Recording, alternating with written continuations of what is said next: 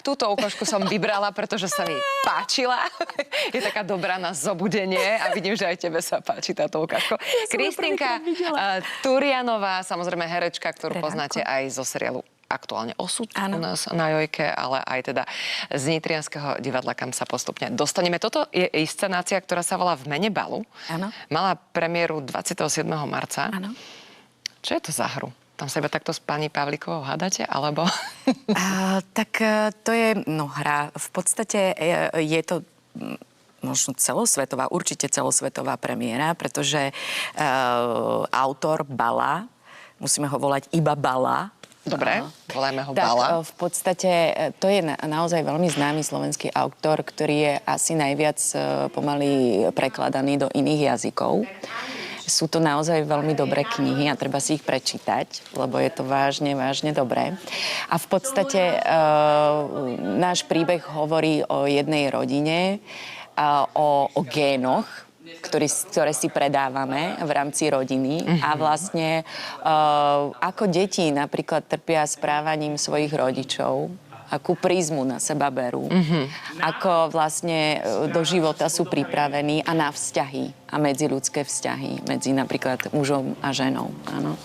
Takže tak. Ja tu mám takú poznámku, že aj ľudia, ktorí sa ľúbia, sa navzájom neraz doženú k šialenstvu. Tak, napríklad. Presne tak. Býva to tak, nie? Áno, býva to tak. Čo ťa možno na tejto hre, ak sa môžem opýtať teba, ako herečku najviac baví? No, ten proces ma najviac bavil, lebo Julka Rázusová je režisérka, ktorá má naozaj veľmi jasný režisérsky cieľ a je to taká dosť príznačné a je to naozaj taká akože dosť veľká štilizácia, ale nemyslím štilizáciu, pozrite sa, vidíte to tam? Pozrite sa, a my hráme takto vzťah. Vidíte? Bolo to pre mňa dosť náročné to nejakým spôsobom pochopiť, ale veľmi zaujímavo to funguje na diváka a naozaj to vyvoláva veľmi zvláštne emócie, musím povedať. Že je to úplne iný princíp, na aký sme my väčšinou zvyknutí, na to realistické divadlo, ale bolo to pre mňa naozaj veľmi inšpiratívne. Sme tam videli, aj práve teraz vidíme Evičku Pavlíkovú. Áno. Možno, ak by si predstavila našim divákom, teda, ktorí sa chystajú pozrieť si túto inscenáciu, aj ďalších hercov. Ja hrám teda postavu Laury, potom tam máme Olivera Astaloša, ktorý hrá Andriča, to je teda môj partner. Hráme tam vzťah na tom teda javisku a rôzne fázy toho vzťahu, až to nakoniec skončí samozrejme rozchodom. A Peter Prečo hovoríš samozrejme rozchodom? No pretože nadväzujem na tú vetu, ktorú si ty povedala, že privádza to potom, tie vzťahy privádzajú do šialenstva. Tak ma to privedie do šialenstva, až potom nakoniec ten vzťah ukončím, pretože niektorí ľudia naozaj nie sú pripravení teda na normálne ten praktický život a stále sú nejakí snílkovia alebo žijú v nejakej inej trošku dimenzii a reality a možno tie ženy niekedy potrebujú tú realitu. Ale niekedy to samozrejme býva naopak, aby to nebolo, že by som niekoho diskriminovala teraz momentálne. Potom tam máme Petra Oslíka, ktorého momentálne vidíme, ktorý hrá otca a Oliverovi Astalošovi. Máme tam Braňa Matuščina, ktorý hrá rôzne postavy, strieda sa v tých postavách.